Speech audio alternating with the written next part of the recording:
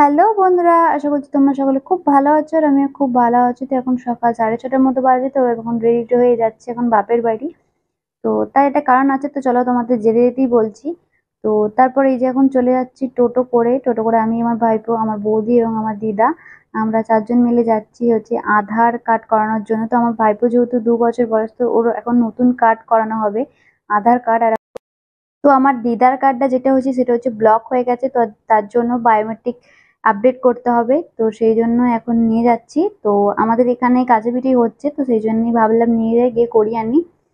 আগের দিন রাতে যেহেতু খুবই ঝড় বৃষ্টি হয়েছিল, তো তার জন্য আকাশটা একটু মেঘলা মেঘলা আর চারিধারটা কিরকম একটু ঝাপসা ঝাপসা হয়ে আছে। তো এই যে এখন আমরা যাচ্ছি, এদিকে পুচকু এদিকে বসে আছে। তো তো আমরা তাড়াতাড়ি পৌঁছে গেছি, আর গিয়ে দেখছি যে এখন বন্ধ। তো যেহেতু সকাল সকালে যেতে হবে, কারণ প্রচুর লাইন পড়ে যাবে, রোদে গরমে লাইন দিতে খুবই অসুবিধা হবে। তো সেই জন্য আগে থাকতেই চলে গেছিলাম। তো গিয়ে দেখলাম যে আসেনি, তাই আমাদের জন্য 8 ঘন্টার মতো দাঁড়াতে হয়েছিল।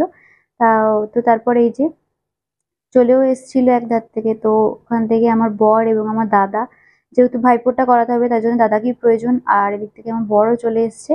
তো এই যে এখন হচ্ছে করানো হচ্ছে আমার দিদারটা, কিন্তু দিদার এই বায়োমেট্রিক ছাপের একটু প্রবলেম হচ্ছিল। তো দিদার যেহেতু একটু বয়স হয়েছিল, তো তার জন্য একটু অসুবিধাই হচ্ছিল, তো যাই হোক তারপরেও হয়েছে। আর এদিক থেকে এই যে ওরা এখন দেখছে, আর আমি ফাঁক দিয়ে জানলা দিয়ে একটু, যেহেতু একজনাকে অ্যালাও, তো তাই জন্য আমি বাইরে বসে আছি। আর এই থেকে পুচকু হচ্ছে এখন ব্যাগ নিয়ে খেলা করছে, আর এই থেকে বদমাইশটা গিয়ে কান্নাকাটি শুরু করে দিয়েছে ভেতরে গিয়ে। ও ছবি তুলবে না। তো যাই হোক ওর জন্যই আসু গেছে ওর কাছে। তো তারপরে এই যে একটা আমরা মিষ্টির দোকানে চলে এসেছিলাম, ফাইনালি আমাদের কাজটা হয়ে গেছিল। তো সেখান থেকে আমরা কচুরির তরকারি খেয়ে নিয়েছিলাম। তো প্রচুর পরিমাণে খিদে পেয়ে গেছিলো, যেহেতু অনেক সকালে গেছি, সকালবেলা সেরকম কিছু খাওয়া হয়নি। তো তারপরে এই যে এখন রেল গেটে গেট পড়ে গেছে, অনেকক্ষণ দাঁড়িয়ে থাকার পর হলো। তো তখন আমরা তারপর আমরা বাড়ি আসতে পারলাম। তো এই যে এখন আমি চলে এসেছি বাড়ি, আর এইদিকে দেখছি ইনি এখন ঢাক ঢোল নিয়ে ব্যস্ত।